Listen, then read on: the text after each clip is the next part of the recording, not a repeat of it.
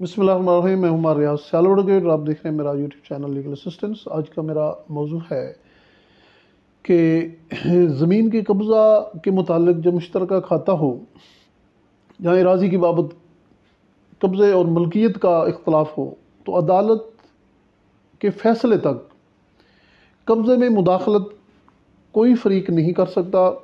और जो है इराज़ी की मौजूदा हालत जो है जो होगी, उसकी प्रेजेंट सिचुएशन जो होगी वो ही कायम रखी जाएगी। तो अदालत ने इसमें जजमेंट रिपोर्ट की है वो यही है कि ऐसी सूरत हाल में जब कब्ज़ा और मलकियत की बाबत कोई झगड़ा हो माबैन फ़रीक़ैन और सिविल कोर्ट में उसका दावा ज़ेर समाअत हो, तो वो जो है उसकी प्रेजेंट सिचुएशन जो है वो बरकरार रहेगी। उसमें जो है फ़रीक़ैन मुदाखलत नहीं कर सकेंगे, मौजूदा हालत को बरकरार रखा जाएगा। तो इस पर जो जजमेंट रिपोर्ट हुई है वो 2019 CLC 475 पेज है इसका। ये था मेरा मुख्तसर लेक्चर इस बाबत।